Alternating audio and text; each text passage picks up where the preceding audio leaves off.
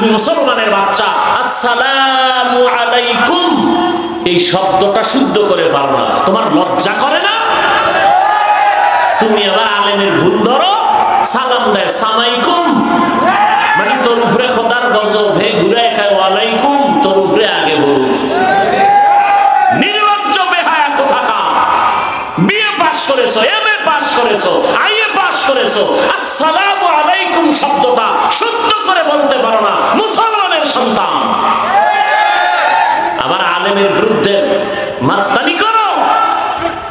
আল্লাহ হেদায়েত দান করুন। আল্লাহ বলেন আমি অন্তর দিলাম গবেষণা করার জন্য, গবেষণা করে না। চোখ দিলাম দেখার জন্য, দেখে না। কথা কি কষ্টে লাগায় রাখছে? না।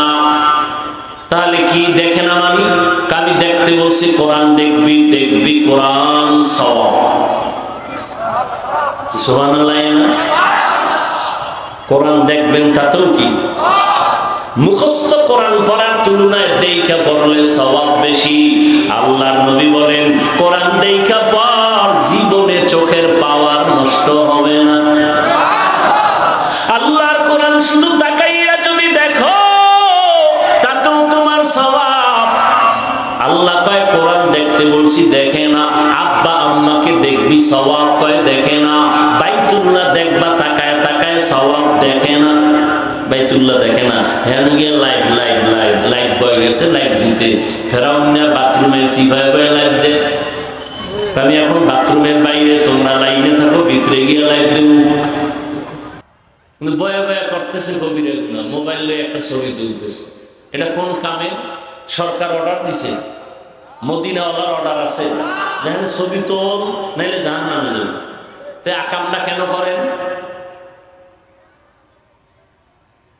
এখন অতি চালাক কেউ বলবে মিডিয়াওয়ালারা যে করে নিজে কিছু কর না, আরে তুমি কও। সব আমি কইলে তুমি কি কবা?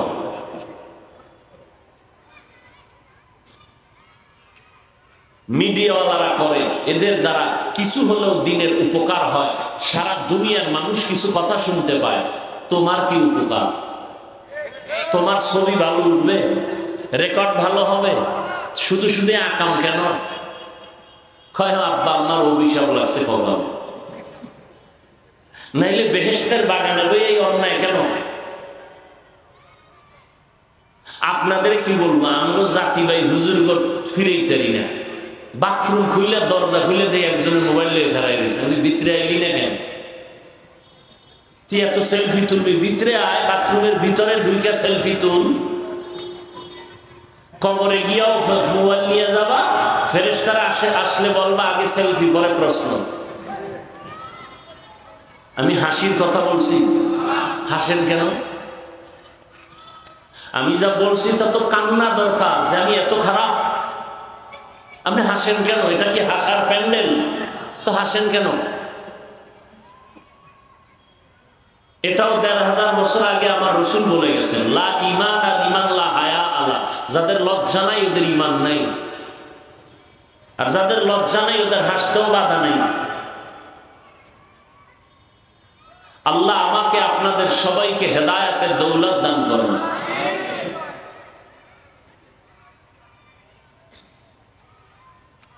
হায় হায়, আল্লাহ বলেন চোখ দিলাম দেখার জন্য, দেখে না। কয় দেখে, কয় কি? কয় সারা রাত মোবাইল, সারাটা রাত মোবাইল হাতের মধ্যে নিয়া কবিরা গুনাহ দেখতে দেখতে দেখতে দেখতে কখন ফজর হলো খবর নাই, ৩টা বাজলো খবর নাই, চেহারাটা এখন কার্টুন কার্টুন হয়ে গেছে। এর যুবক, কথাগুলো হেসে হেসে উড়ায় দিস না রে বাবা।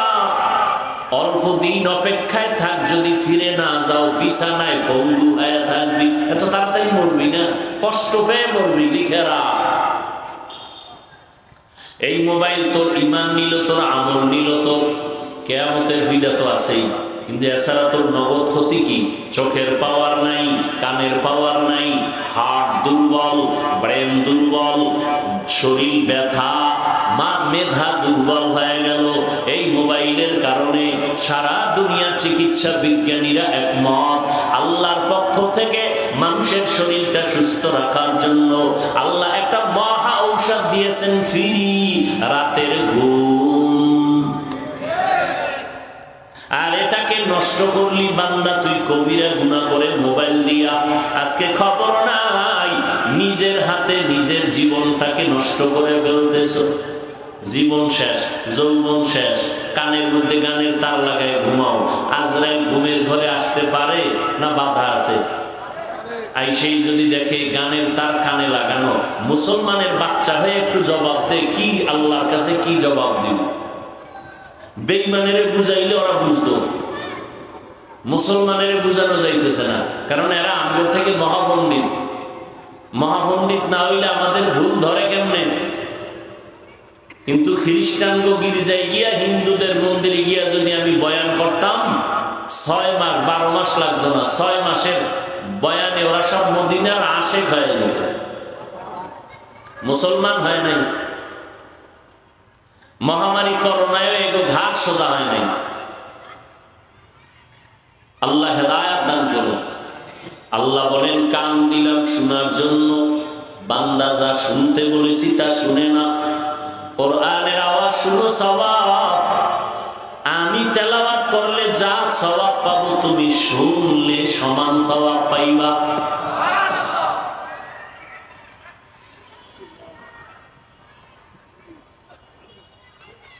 আমি তেলাওয়াত করতেছি, একটা লোক সে জীবনে কোরআন শরীফ দেখে নাই, ধরে নাই, জানে কোরআন তেলাওয়াতের নিয়ম কিবা, এটা বুঝে এটা কোরআন তেলাওয়াত হইতেছে। সবাই আমাকে নিজেদের থেকে জবাব দিবেন। আমি তেলাওয়াত করতেছি মাইকে, একটা লোক কোরআন শরীফ জীবনে ধরে নাই, পড়ে নাই, বুঝে না, চিনে না, কিন্তু এতটুকু জানে যে হুজুরে কোরআন পড়তেছে। তখন এই তেলাওয়াতটা সে দাঁড়ায় দাঁড়ায় শুনতেছে। আমি তেলাওয়াত করতেছি, সে দাঁড়ায় শুনতেছে। আমাকে এবার জবাব দেন, ওই লোকটা কি শুনলে সওয়াব পাবে? হ্যাঁ, কেন বলেন? কোরআন না জানিয়ে পড়লে, যা শুনলে লাভ নাই। হ্যাঁ, এত ফিতনা করেন কেন? বিষয় কি?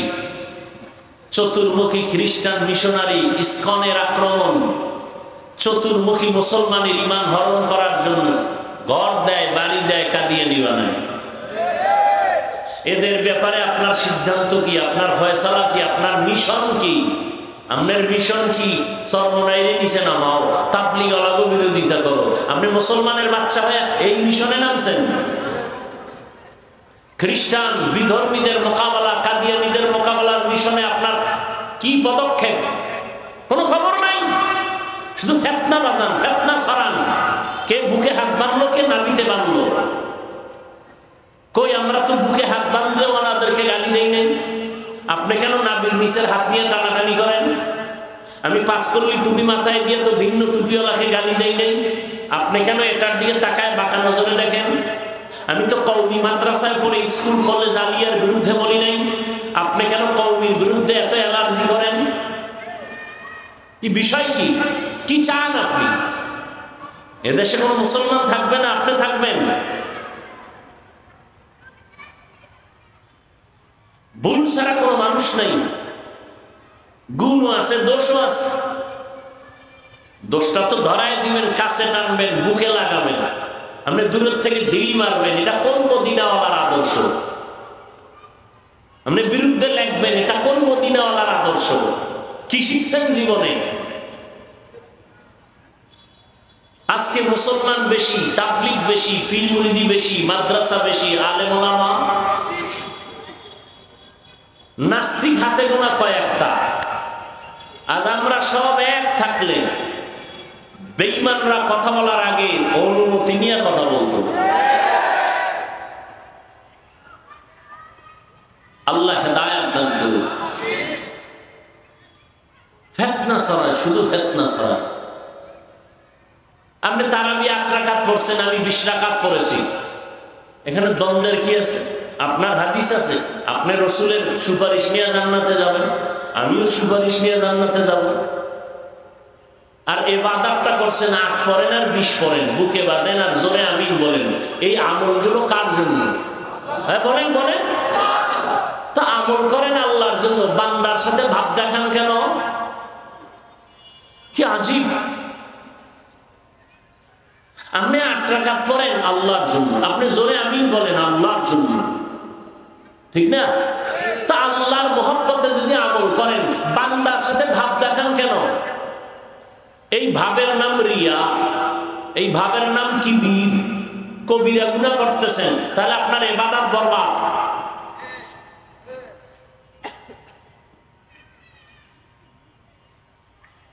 আল্লাহ হেদায়েত দান করুন। রাগ করলেন, বলার দায়িত্ব আমার, মানবেন কিনা সে দায়িত্ব আপনার। আমি 8 রাকাতের বিরুদ্ধে বলছি, আপনি কেন 20-এর বিরুদ্ধে বলেন? কি এদেশের আলেম ওলামারে ছাগল মনে করতেছেন আপনি?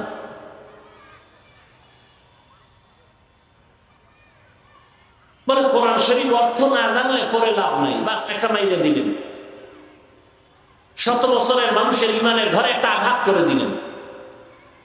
অথচ আমি তো এখানে চ্যালেঞ্জ দিয়ে বললাম, আল্লাহ কোরআন খুলে শুধু তাকায় দেখবা, এতেও সওয়াব।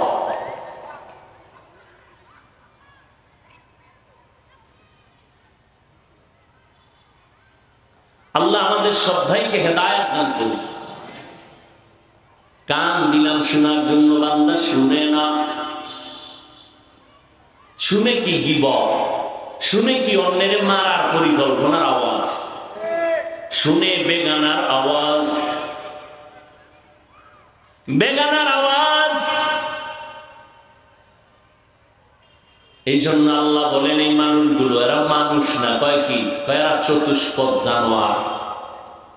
আল্লাহ কয় না না না না, এর থেকেও খারাপ, বালহুম আদল, এরা চতুষ্পদ জন্তু থেকেও নিকৃষ্ট। যেই মানুষের এত মর্যাদার বয়ান শুনাইলাম কোরআন দিয়া, এখন এই আয়াত সূরা আরাফ 9 পারা, আল্লাহ এখানে বলে মানুষ হলো চতুষ্পদ জানোয়ার না, কুত্তা, শুয়ার, শূকর, এই গরু এর থেকেও খারাপ। কেন? কুকুরের থেকে মানুষ খারাপ কেন? কুকুরের মধ্যে কিছু সুন্দর গুণ আছে, এটা মানুষের মধ্যে নেই। কুকুর জীবন দিবে, মালিকের সাথে বেয়াদবি করবে না। কয় টাকা বেতন পায় কুকুর মালিকের থেকে? মোটো কোনো বেতন নাই, পায় গালি আর লাথি। এরপরেও কুকুর মালিকের কতটা শ্রদ্ধা করে, বাড়ি পাহারা দেয়। আর তুমি আমার মালিক আল্লাহর থেকে কি না পাইছো? আল্লাহর দেওয়া সূর্যের আলো ভোগ করতেছো, বাতাস ভোগ করতেছো, আল্লাহর দেয়া জমিন ভোগ করলা, আল্লাহর দেয়া নদীর মাছ খাইতেছো, সব আল্লাহর দেয়া গাছের ফল।